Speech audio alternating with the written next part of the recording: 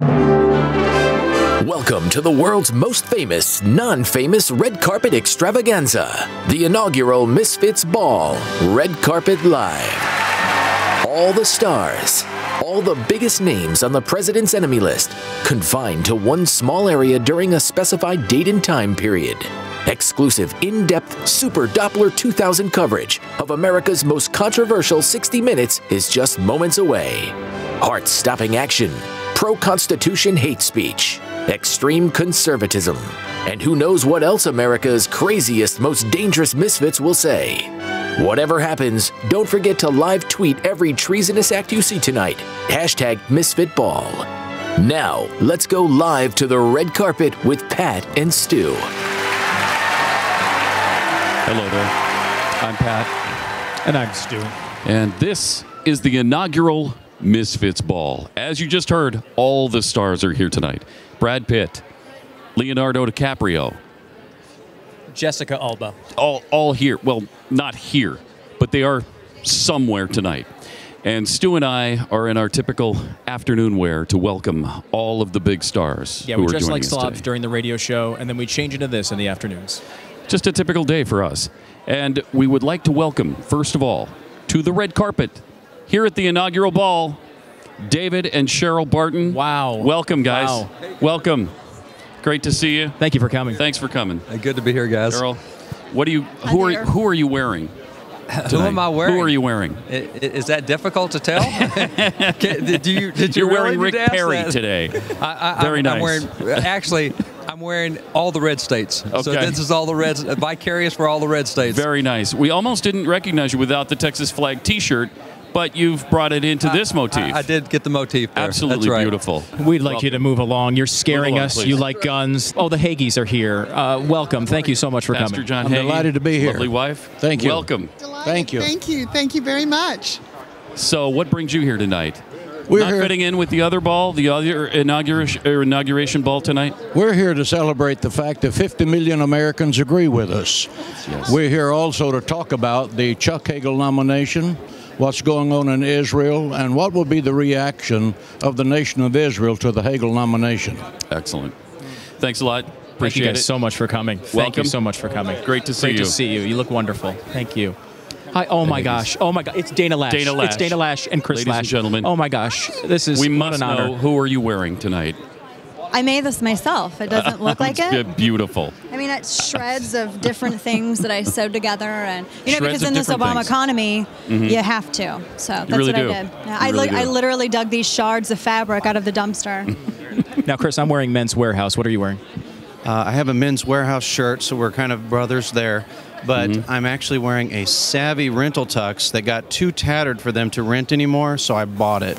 Very nice. Like $12. Wow, you guys have $12 after these Obama tax increases? I know, that's it. That was our children's college and inheritance. Very Sorry, impressive. kids. Daddy needed a tux jacket. All of our stars tonight receive a gift, and we would like you to have the Colonel Seasons popcorn seasoning nacho cheddar with Now, our compliments. They You didn't. don't even need the popcorn for this.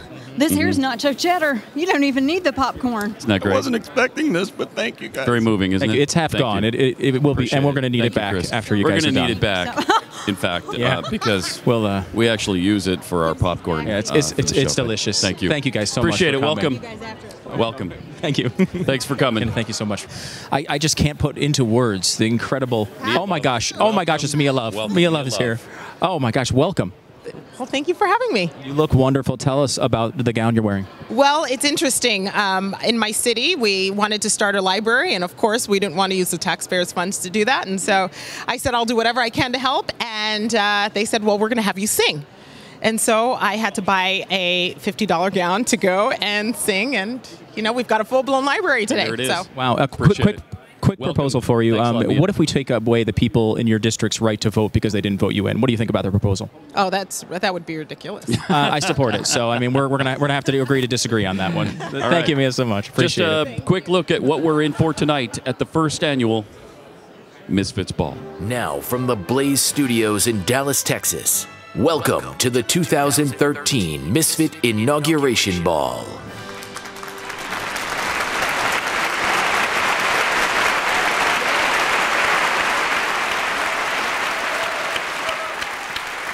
Hello, America. My name is Jeff Allen. This is Martin Luther King Day, and let me be the first to acknowledge the progress America has made. No longer is a man judged by the color of his skin, but by the size of his soda cup. Welcome to Glenn Beck's first Misfit Inaugural Ball. Yeah. There's a possibility you might have stumbled upon this event by mistake, so here's a quick test to see if you might enjoy this evening at all. If you believe that it's okay for a man to leave 4 people stranded in a smoldering compound halfway around the world for 7.5 hours and then go to bed, then this banquet might not be for you. You wanted the Golden Globes, and that was last week. This is a night where people who have been maligned, mocked, and misrepresented by those who hold power embrace every name that they have been labeled with. These are people who in their own spheres of influence are considered A-listers, none of whom would be invited or considered to be invited to this presidential inaugural.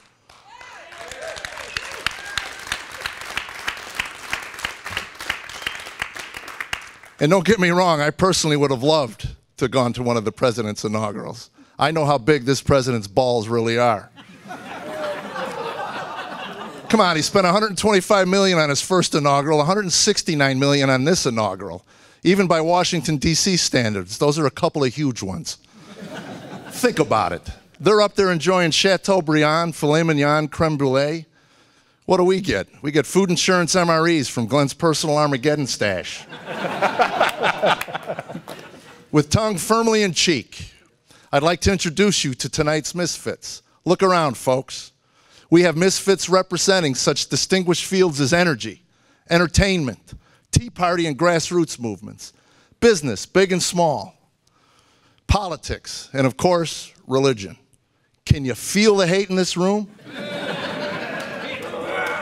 Keep it down over there, especially you, Barton. I can hardly hear myself over the Bible thumping. Come on. One more thing before we get rolling. You might have noticed there are some people you thought would be here but aren't. They're missing in action. Congresswoman Michelle Bachmann. She tried to make it but got stopped by the TSA. Apparently, Ms. Bachmann refuses to fly without her titanium spine. Thank you. I wrote that one myself. Thank you. Herman Cain was called at least 999 times, but never returned a call. That would be 999 for those of you looking for the humor in that one. Glenn even asked Governor Chris Christie to attend. The governor said he wanted to, but his tuxedo jacket was being used as a tent for a Springsteen fundraiser. So. Yeah. Don't get testy with me, all right? He's on the president's inaugural A-list anyway, and he's sitting between Beyonce and Jay-Z. So we're not going to cry about who couldn't make it. So when so many undesirables did make it, we are here tonight to honor these people because like Hollywood, we love ourselves. And we realized there were no banquets to honor our accomplishments. So Glenn invited scientists to be part of this. You know these people as Earth haters. They have the nerve to suggest that things like global warming are about as real as Manti Te'o's girlfriend. Come on. I just got something to say to the Earth haters. That's all I want to say, is that you better get on your knees and gaze into that navel of yours and thank that deep, meaningless void that you worship, that the President Messiah delivered on his promise to shrink the tides of the ocean, or you would have looked like the fools that you are. Oh. He didn't receive the No, text? he didn't. I don't think he did that. Oh. Okay, we have the Earth. I guess I look like the fool. Yes, you do. And I'm sitting here between the guy who has just made the new documentary for fracking and the guy who used to run Shell Oil. So it doesn't get any better than this. And we just wanted to...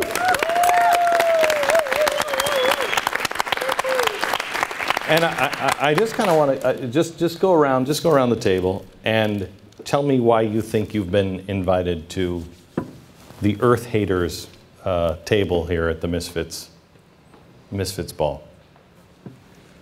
Want to start? Well, because telling the truth is, you know, seems to be not in fashion anymore. I think Jeff hit the nail on the head. The media investigate some stories a lot and some stories are not. When they like the story, like that guy's girlfriend that didn't exist, it's a great story, they didn't investigate it. The Earth is going to end tomorrow is a great story. Oil companies are evil is a great story. Plucky environmentalists, you know, nice people with facial hair, that's a nice story. It's just not true.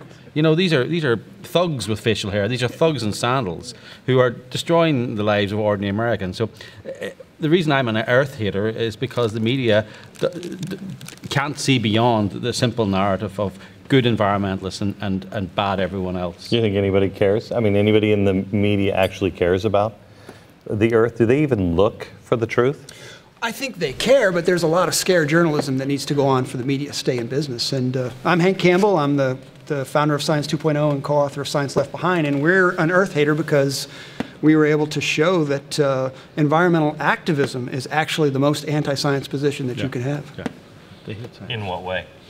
We have three crises that are really facing America, and one of them is certainly energy. And anytime that you disavow all the alternative forms of energy that are available to us because you just hate people and you hate energy in general, that's an anti-science position. We have lots and lots of solutions if we want to start to scale back on fossil fuels, and eventually we do.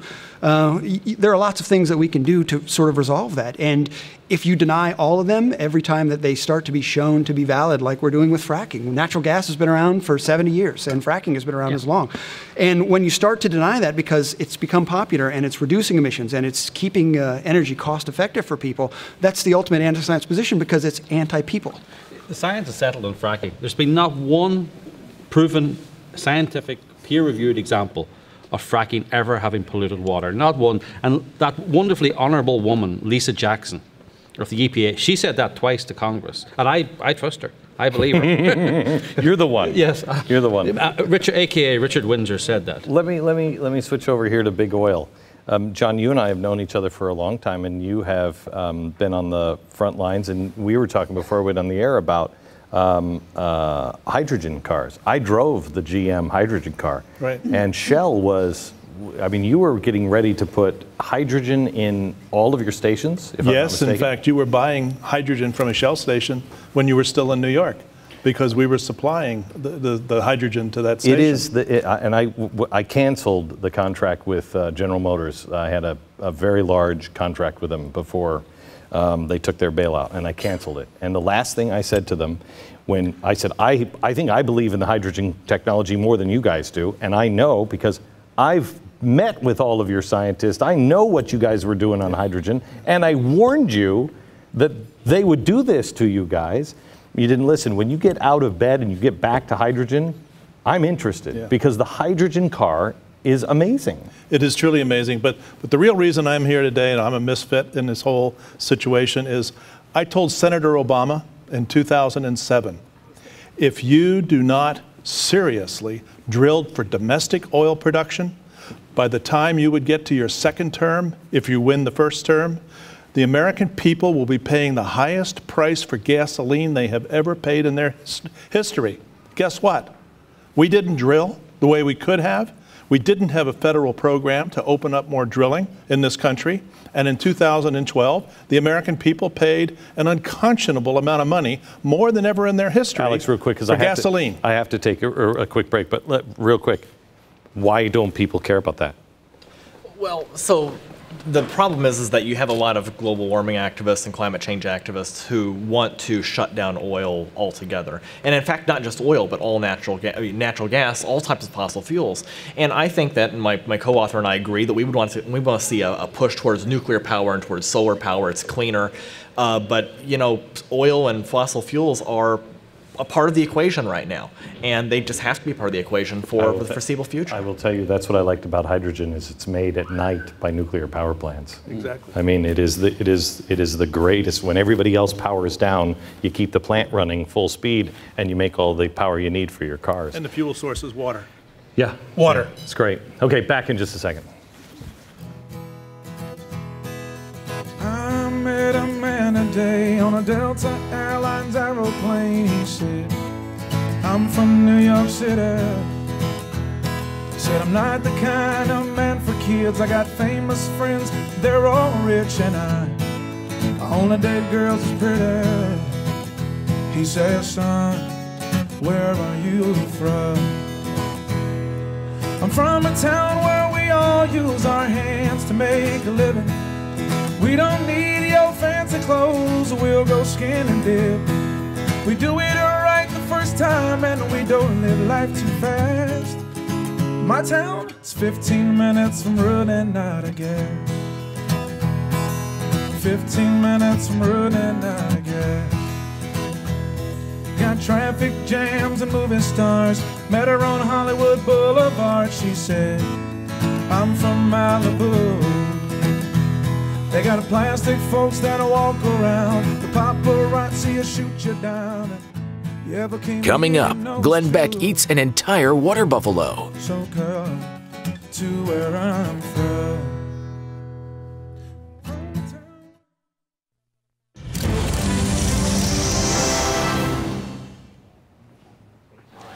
We coming to me or to this Squeeze my guy? arm really hard, and I want you to think about the person that that you wrote down on that card a moment ago, okay? Get it. All right, squeeze it really hard, all right? And I want you to picture like you haven't seen them in a very long time. Okay. And you're walking down the street, and all of a sudden you see them and their name, I want you to burn, you're about to say their name. All right. And then burn the image of their name in your mind right here. Get it. Okay. And let go.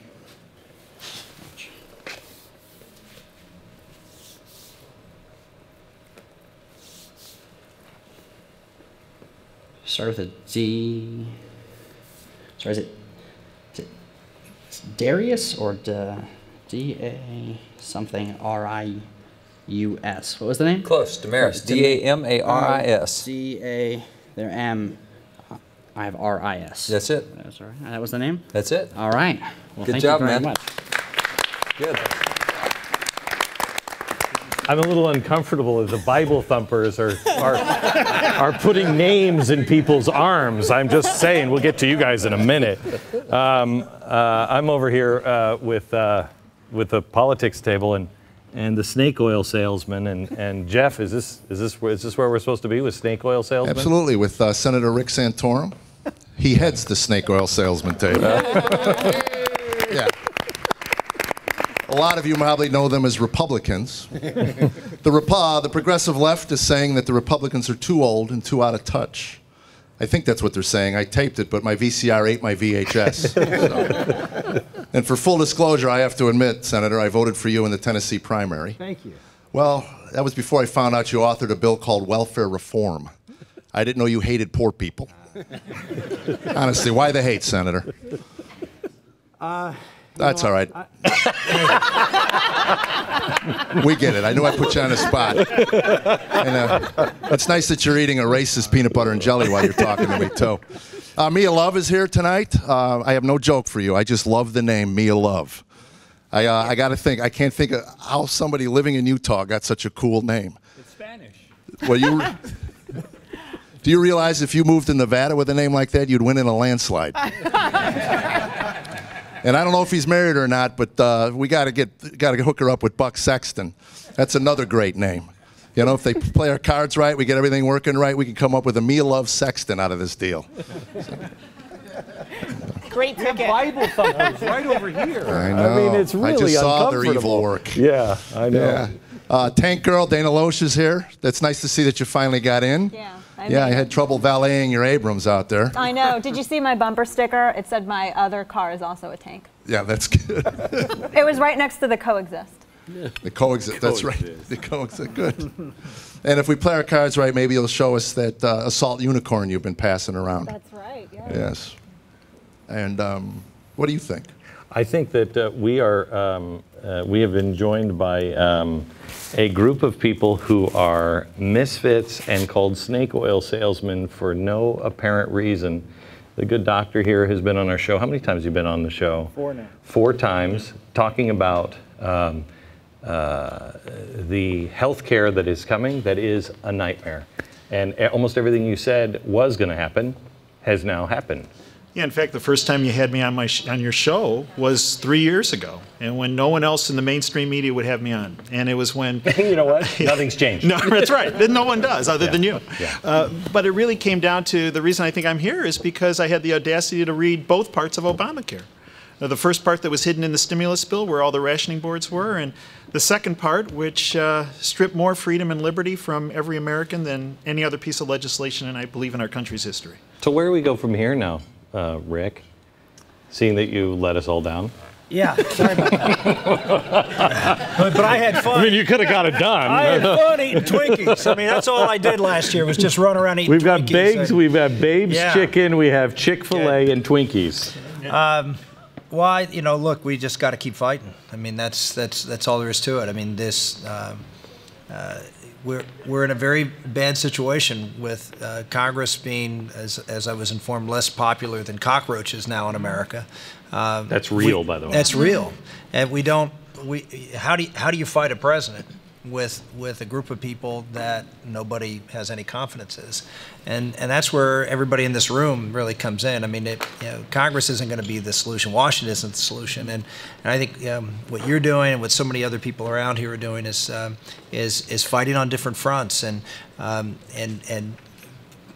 basically calling it what it is, which is Republicans over a long period of time have bought into the entitlement mentality, bought into middle-class entitlements, and have continued to grow Washington, D.C. And I don't really see anything going on in Washington right now on the Republican side that leads me to believe that they're going to change their tune. So the action has to come from outside. Which is you're a mayor of a small town. I am. And you just built a library without any city money. Yes. And I told you before we went on the air, I said people have got to start counting on somebody because we don't count on anybody in Washington anymore. Well, I can tell you, I believe in the things that made this country great. I mean, I listened to the president's speech today, and I was a little disheartened. Who did? Did anybody here listen to the speech? You have to. Okay. There are a few of us that still, listen and try and make sense of what's happening. And I have to tell you, he talked about a poor girl being able to stand up and say, I live in America, so I should have all of these opportunities. And I was that girl. My parents had nothing. And I had parents that instilled principles in me. I had a community that really pushed me and helped me gain my confidence. I'm here not because of Washington, but because I had a community that stood up for everything that is good and right in this country, which is hard work. I mean, I hate to say this, but he was that little girl too. Right. I mean, he just fails to recognize it, that he grew up in the same in the same situation. I mean, he should be the biggest flag waver. Let me go to Foster. Well, I'm excited because I look at this as a James 1 verse 2 opportunity. Be joyful, my brethren, when various adversities enter your life, because to build your endurance and complete your faith, you'll be complete, lacking in nothing.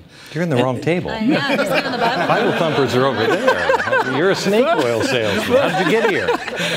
But if you look at what happened, it's a real opportunity to really get excited about what we can do on a local level. And I'm launching an initiative called Left, Right, Forward March to get people of disparate political perspectives from the right and from the left to work on a common project. It might be fresh water in Africa. It might be increasing international adoptions. There's a fellow named Philip Howard who's trying to get rid of regulations. He's written a book, Life Without Lawyers.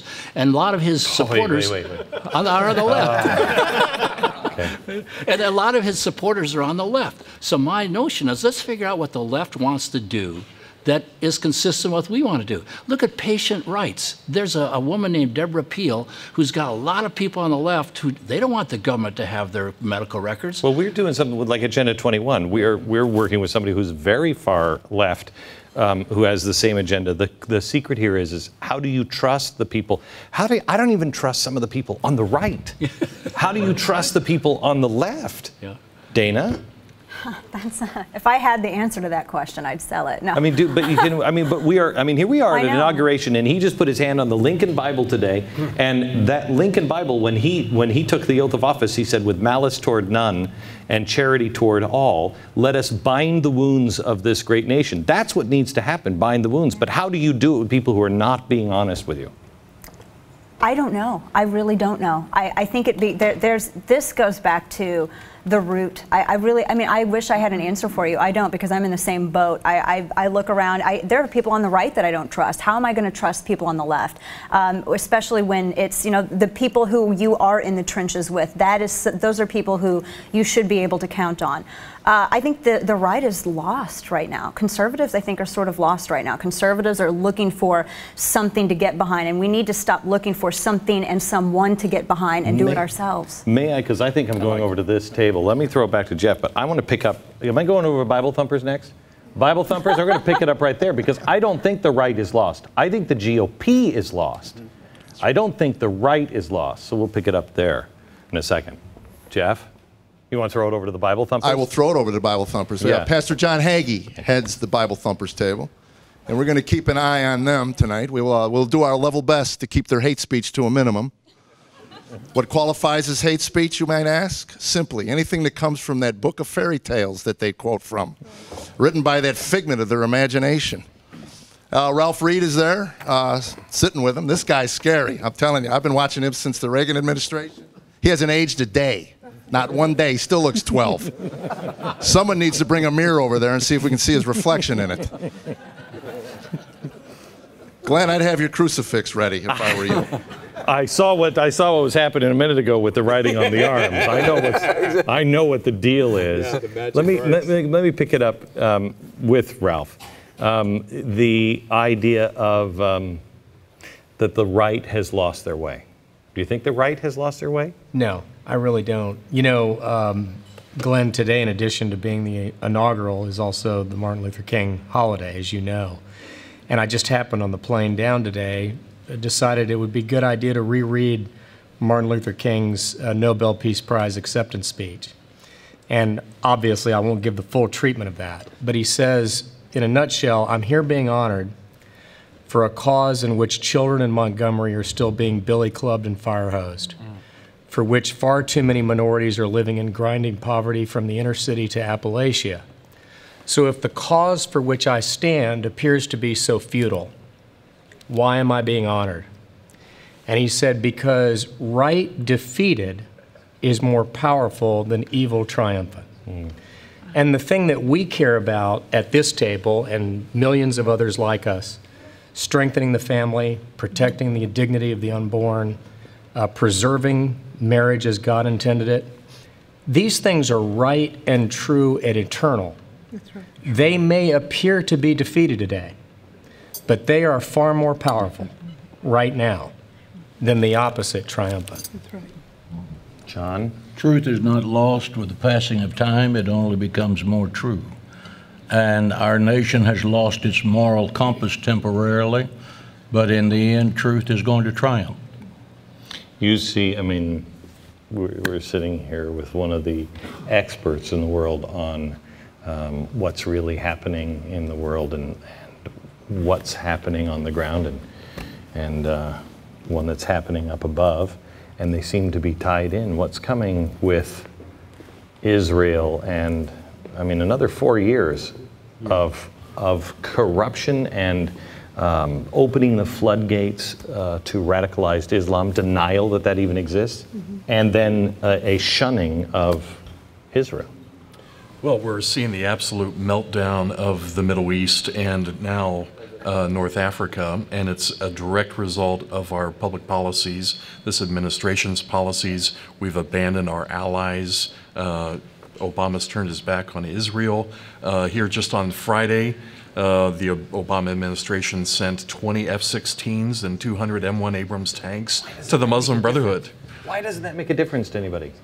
Why is no one standing up and saying anything? Well, but in fact, when you had Congresswoman Bachmann and Congressman Gohmert and Trent Franks, they stood up, you know, back last year, and it was the Republicans that came out and attacked them. It was John McCain who went on the Senate floor and attacked them publicly. This brings me back to what we started with. I don't think the right has lost their way. No. I think the Republicans have lost Well, their I way. would qualify it from that. Republican leadership has lost its way because you have the Michelle Bachmans, you have the Trent Franks, you have the Louis Gohmerts. But those you have all guys stand alone. But they do. They stand alone. They do, but they're not necessarily a small group. They are the majority of that group, but they're not the leadership, and that's a problem. Let me ask, Rick, Mia, how easy was it to stand up to the Republicans? Were they embracing you guys? It's no. Yes. Okay. No, I mean, I always look. You know, if you stand up for the principles, conservative principles, you always feel like the outcast. I mean, it's always hard.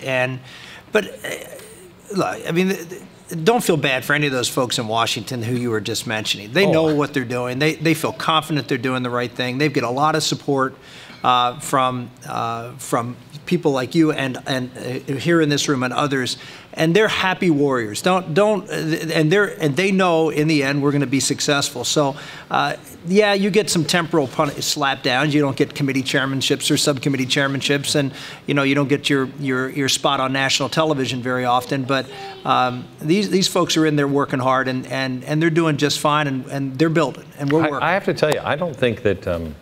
I think the people that are left, the casual bench warmers, are gone. Because this is too hard. That's right. This is too hard. What's left are the ones who are going to really make the difference and change the world. And the good news is, Glenn, those who won in 2010, those who won in 2012, the people like the Ted Cruzes and the Marco Rubios and the 63 new House members in 2010, they ran for the right reasons, they stand for the right things, and the future will come for them a lot faster. When Ronald Reagan lost the Republican nomination to Gerald Ford in 1976, most people, including many around him, thought he was done politically. They couldn't have been more wrong, and the reason why I'm glad you're having this Misfit Ball tonight is because I think 4 years from now, we're going to be at the real deal in Washington, D.C. Well, that is, I mean, nobody wants a Charlie in the box, but maybe, maybe you're right. We're going to go to either the fat cats or the hate mongers next.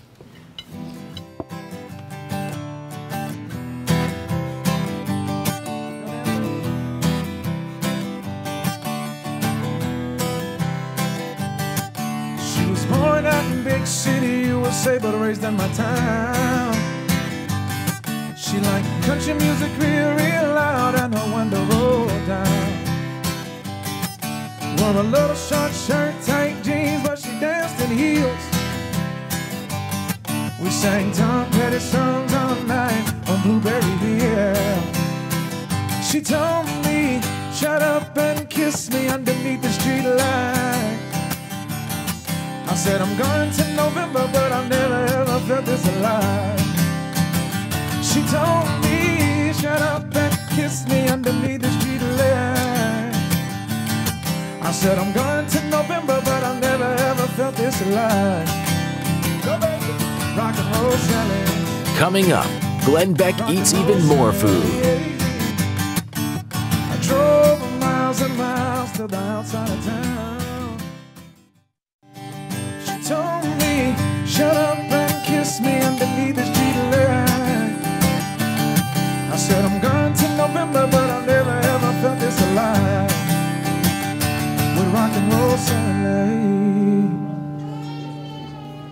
Yeah. Oh, you people have no idea what you've missed. 40 white people dancing to great music. Warms my heart.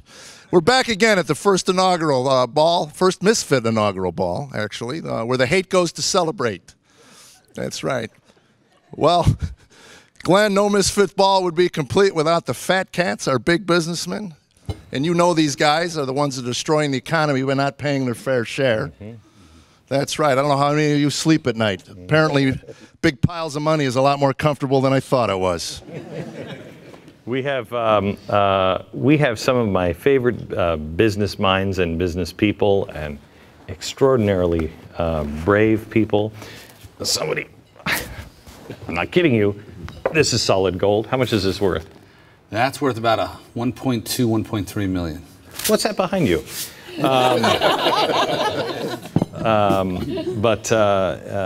And we also have the vineyards here who run, and we have to thank them for the chicken. They run the best restaurant, I think, in Texas, maybe the world, Babes. But I just wanted to start, and Mark, I'll start with you. Why do you belong at the Fat Cat? Well, we have several lawsuits pending against this president for violating the Constitution, starting out Article 1, Section 5, Clause 4, where he recess appoints 3 members of the National Labor Relations Board without a recess of Congress. We argued that case in Chicago back in November. We're waiting for a federal judge to rule. Go ahead. We also believe we stand up for America's workers. The president decided that he was going to lobby against a right-to-work bill in Michigan, where we passed one in December. Said right to work is about politics as opposed to freedom of association and empowering America's workers to make America great again. Do you think that, I mean, have you ever seen anything like this where there's no public support really for the unions? It's not like the unions are growing, they're shrinking. And yet the policies and everything are going towards the labor unions. Yeah. You're a small business guy. It's a job killer. And labor unions want to control big business. They want to destroy small business. They discriminate in construction unions, I'm talking about right now.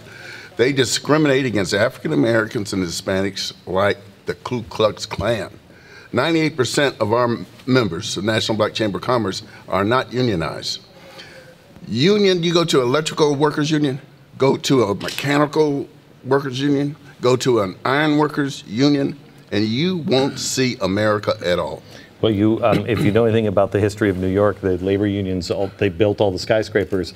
Rockefeller was proud. There wasn't a single African American that built Rockefeller Center, not one. And he said, it's because we're a union, and you have your beef with the union. African Americans are welcome here. They just have to apply to be a part of the union. The union was blocking. It's against the law, though. Yeah. It violates all sorts of hiring and training laws. Civil Rights Act per se. Executive Order 11248. I'm trying to get the Department of Labor for the last 20 years to audit these guys and publicize the fact that they do not hire like they should. Okay. Ed, I've got to come back to you. I've got to go up against a break. One sentence. What do businesses have to do to survive? What do you have to do? They've got to communicate effectively the rising costs that affect them every day, because every single day they are fighting a battle against that, and people just don't understand that. They have to keep fighting on as quickly and as hard as they possibly can, but without any question, they are fighting an uphill battle every day in this Obama-sized economy. Real quick, seeing a difference in business in the last 4 years? Oh, unbelievably. It's flattened out, costs go straight up. We spend all of our time determining how to deal with the things coming at us. Can't plan for the future. Okay, Jeff, where are we going next? We're going to the grassroots organizers, which brings me to the hate mongers. That's right, I'm looking at you, FreedomWorks. If you're not familiar with what FreedomWorks does, according to Nancy Pelosi, all they do is manufacture AstroTurf. Let me start with FreedomWorks, and you tell me. What's. I mean, guys, you guys just ate everything over here. There's nothing left. All the chicken you gave me.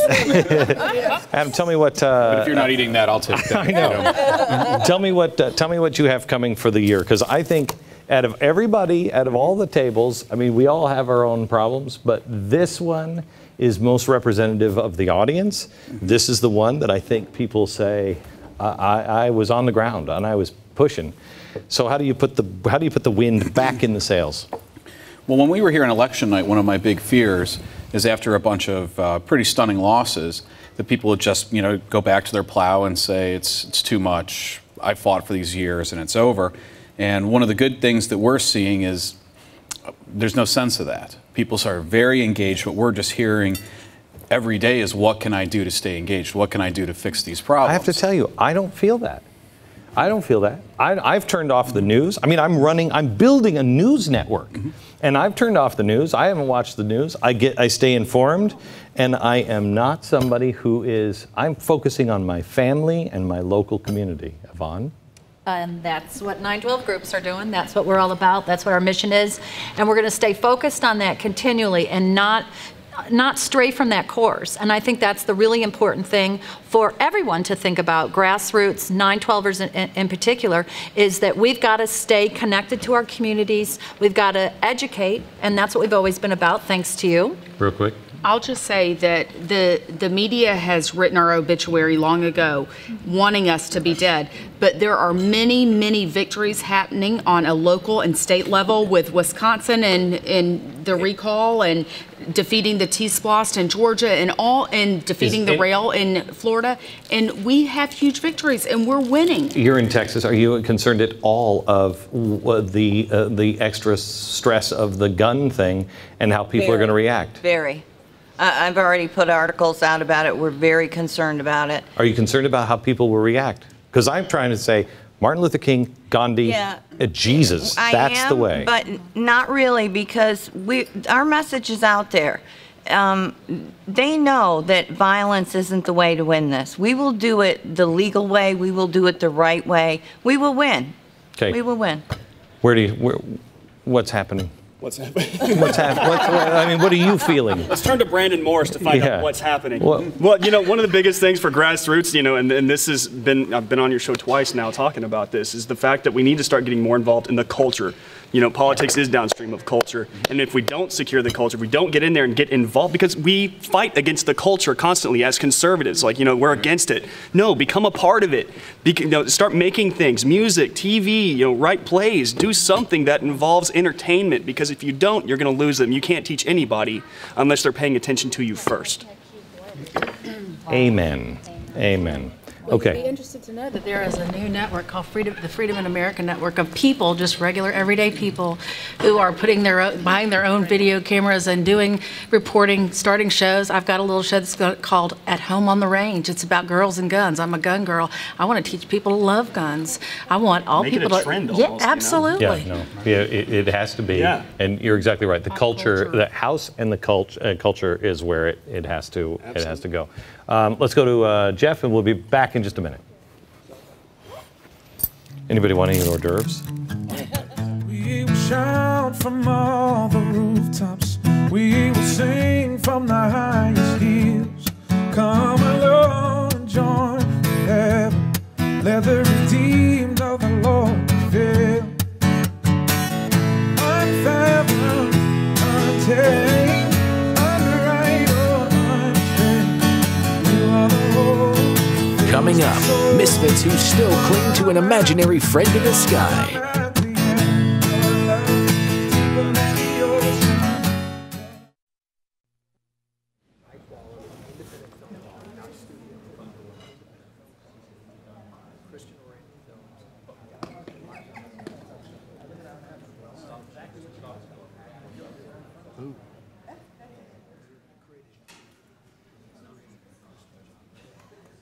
Oh, yeah. Okay, and there's nothing, if we could get an accordion player in here, we would be complete and total misfits. I want you to know that there is one great thing that is happening. Number one U.S. trend on Twitter now is Misfits Ball. So you're not alone. Buffet, how are you, sir? I'm doing awesome, thank you, sir. You were the guy that we saw on TheBlaze. We saw a video where your son was dancing. Yeah. And it was one of the coolest things. Is this the... That's my baby. Yeah, it's one of the coolest things I've ever seen. Does he do this? He does this at home when I'm writing songs.